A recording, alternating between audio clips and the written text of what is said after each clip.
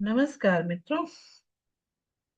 जैसा कि आप जानते ही हैं कि फलित ज्योतिष की श्रृंखला में हम अध्ययन कर रहे हैं अपनी फेवरेट बुक त्रिफला ज्योतिष का।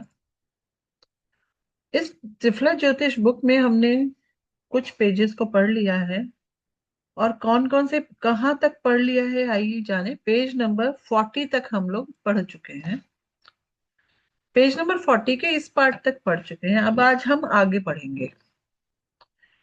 आगे यहाँ श्लोक संख्या 22 और 23 दिया है। आगे देखिए क्या कहते हैं इस श्लोक में। आगे राजयोग मारक दशा अंतरदशा आदि के प्रसंग में बार बार संबंध शब्द आएगा।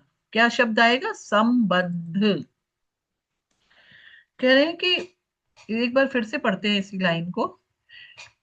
इस श्लोक में आगे राजयोग मारक दशा अंतरदशा आदि के प्रसंग में, यानी कि जब हम राजयोग की बात करेंगे, मारक की बात करेंगे, दशा की बात करेंगे या अंतरदशा की बात करेंगे, तो बार बार एक शब्द आएगा जिसका मतलब है जो है संबंध। इसलिए यहां यह बताते हैं कि संबंध चार प्रकार का होता है। संबंध क्या होता है? चार प्रकार का होता है, जिसमें सबसे मुख्य है विनिमय। अर्थात क ग्रह ख ग्रह को राशि में की राशि में और ख ग्रह क ग्रह की राशि में हो। इसको आइए एक चार्ट पर समझें। इसको हम लोग कहते हैं विनिमय। विनिमय का मतलब हो गया एक्सचेंज। यहां पर हम क्या जानने की कोशिश कर रहे हैं कि संबंध शब्द का अर्थ क्या है। संबंध। तो पहला संबंध जो बताया गया है वो बताया गया है ग्रहों के बीच में विनिमय। विनिमय का अर्थ हो गया एक्सचेंज। एक्सचेंज का मीनिंग है कि माना यहां पर हमने एक एरीज साइन का चार्ट ले लिया और इसमें लगन लॉर्ड को हमने यहां बैठाया और इसके बाद शनि महाराज को यहां बैठाया। तो देखिए लगन लॉर्ड जो मंगल है, मंगल है शनि की राशि में और शनि है मंगल की राशि में। तो मंगल की कौन सी राशि में है? शनि की राशि में। और शनि कहाँ है? मंगल की राशि में। इन दोनों प्लैनेट्स ने राशि परिवर्तन कर लिया, यानी कि विनिमय किया, एक्सचेंज किया। इसे ही राशि परिवर्तन भी कहते हैं। ठीक है। प्लैनेट क ख की राशि में और प्लैनेट ख क की राशि में बैठ जाए। देखिए बुक क्या कह रही है। बुक यही कह रही है ना, क ग्रह ख ग्रह की राशि में और ख ग्रह क ग्रह की राशि में आ जाए तो पहला संबंध समझ आ गया। अब दूसरा आता है एक दूसरे को पूर्ण दृष्टि से देखें। यह संभवतः साधारणतः तभी संभव है जब दोनों ग्रह एक दूसरे से सप्तम में हो, किंतु मंगल की चतुर्दृष्टि भी पूर्ण होती है और शनि की दशम को भी पूर्ण होती है। इसलिए शनि यदि मंगल से चतुर्थ राशि में हो तो मंगल शनि को पूर्ण दृष्टि से देखेगा और शनि मंगल को। आइए इस वाली सेकंड पार्ट को समझें।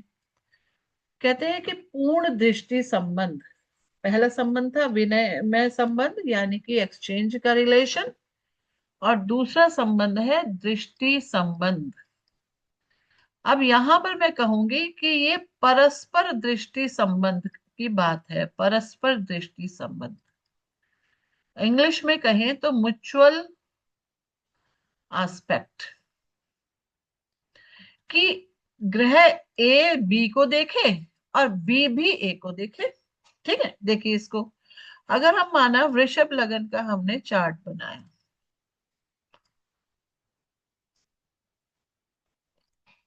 वृषभ लगन के चार्ट में हमने कहा कोई भी प्लैनेट ले सकते हैं। चंद्रमा ले लिया, चंद्रमा को हमने 9th हाउस 11th हाउस में यहां बैठा और इसके बाद कहा कि यहाँ पे कोई भी एक्स वाई जेड कोई भी, हमने शनि देव को बैठा दिया। तो शनि देव और चंद्रदेव यहाँ पर क्या हो गए, म्यूचुअल एस्पेक्ट दे रहे हैं एक दूसरे को, यानी कि शनि की पूर्ण दृष्टि चंद्रमा पर पड़ रही है और चंद्रमा की भी पूर्ण दृष्टि शनि पर पड़ रही है। इसी म्यूचुअल एस्पेक्ट को एक और तरीके से समझ लेते हैं। जैसा कि किताब में कहा है, क्योंकि मंगल देव की चौथी दृष्टि भी होती है। माना शनि देव यहाँ है, कोई भी राशि हो सकती है, तो मंगल अपनी चौथी दृष्टि से, एक दो तीन चार, चौथी दृष्टि से शनि देव को देख रहे हैं, और शनि देव के पास दशम दृष्टि भी होती है। तो एक दो तीन चार पांच छह सात आठ नौ दस, तो शनि देव भी अपनी दशम दृष्टि से मंगल को देख रहे हैं। तो जो हमने चंद्रमा और शनि का यहाँ पे रिलेशन दिखाया, इस रिलेशन को कहते हैं समसप्तक स्थिति। ये एक दूसरे के सामने सामने ही 180 डिग्री पे बैठे हैं, तो ये हो गई समसप्तक स्थिति। यहां पर क्या हुआ, ये अपने जहां पे भी बैठे हैं वहां से चौथी दृष्टि से शनि महाराज को देख रहे हैं, और यहां से शनि महाराज अपनी दशम दृष्टि से, तो ये भी तो म्यूचुअल एस्पेक्ट हुआ ना। तो चीजों को इस तरह भी देख लेना चाहिए। अब इसके बाद जो तीसरे तरह का यहाँ पे बुक में बताया गया है, कि तीसरे प्रकार का संबंध यह है कि ग्रह ख ग्रह की राशि में बैठकर ख ग्रह को देखे।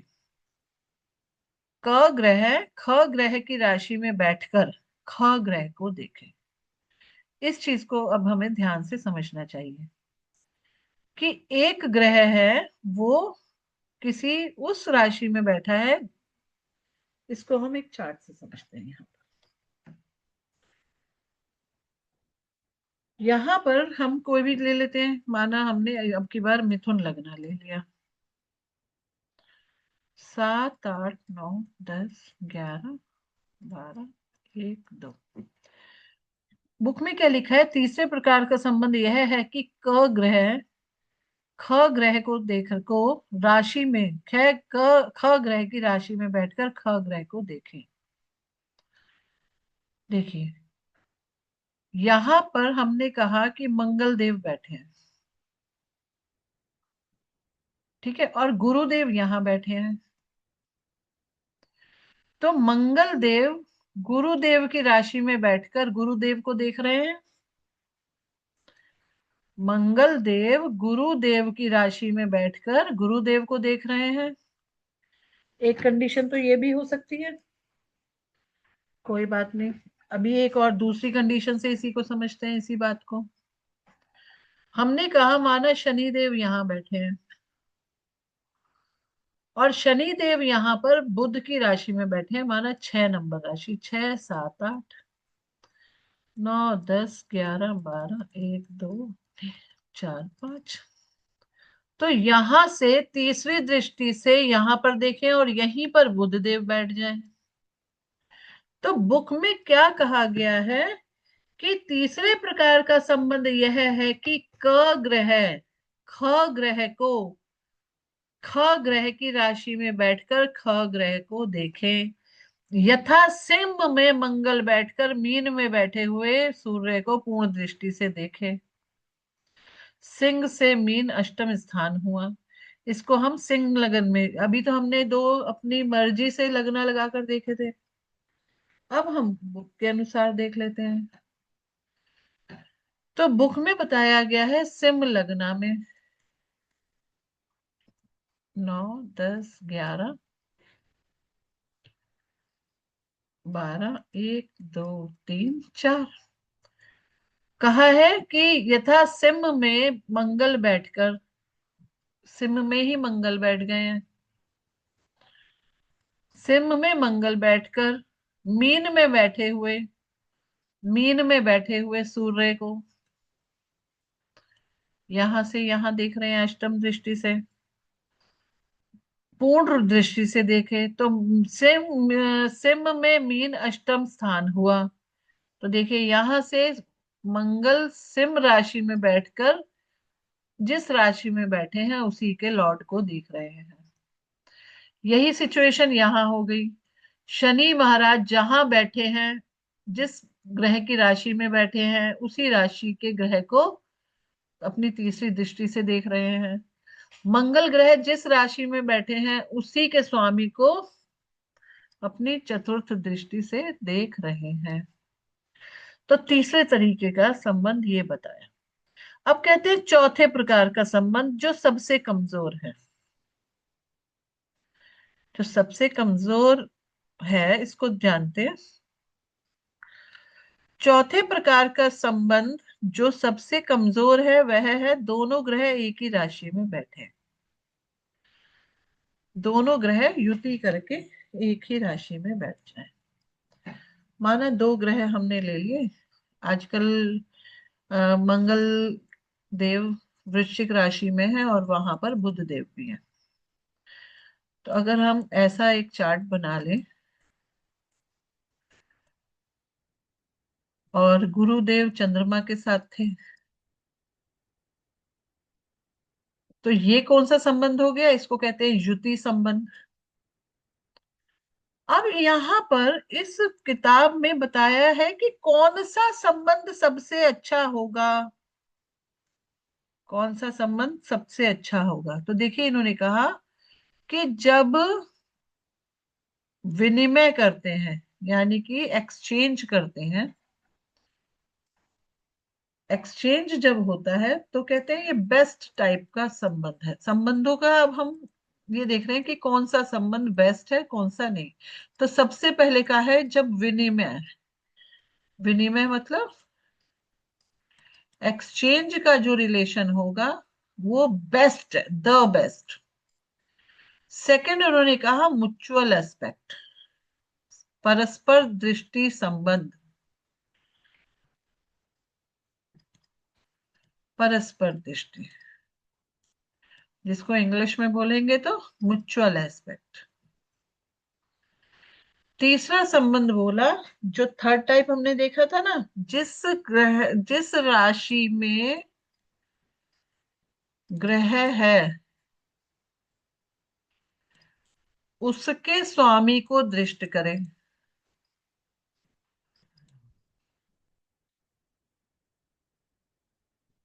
ये तीसरे टाइप का संबंध है। फिर चौथे टाइप का संबंध है युति संबंध। कंजंक्ट हो गया, कंजंक्शन। तो यहाँ पे अब इन्होंने कैटेगरी दे दी कि सबसे अच्छा संबंध तो माना गया एक्सचेंज का, सेकंड टाइप का माना गया है म्यूचुअल एस्पेक्ट का, थर्ड टाइप माना गया है जिस ग्रह राशि में ग्रह बैठे हैं उसके स्वामी को ही दृष्ट कर रहे हैं। तो ये माना गया है कैसा संबंध? थर्ड कैटेगरी का। और फोर्थ कैटेगरी का संबंध माना गया है कंजंक्शन। कंजंक्ट हो गए। अब आगे देखें। सबसे कमजोर वह यह कि दोनों ग्रह एक ही राशि में बैठे हैं। सुश्लोक शतक के अनुसार सबसे प्रबल एक प्रकार और उसके बाद के उत्तरोत्तर न्यून बली होते हैं। इस प्रकार संज्ञा अध्याय समाप्त हुआ। अब आगे राजयोग अध्याय के 14 श्लोकों में विभिन्न राजयोग बताए जाएंगे। आशा है आपको ये चैप्टर जिसका नाम था संज्ञा अध्याय, जहां पर बहुत बेसिक जानकारी हमने प्लैनेट्स हाउसेस के बारे में जानी, अच्छी लगी होगी। इसी से रिलेटेड अगर आपके पास कोई क्वेश्चन है आप इसको कमेंट बॉक्स में जरूर लिखें। और कमेंट बॉक्स में ये लिखकर बताएं कि त्रिफला ज्योतिष का अध्ययन करना आपको कैसा लग रहा है। धन्यवाद।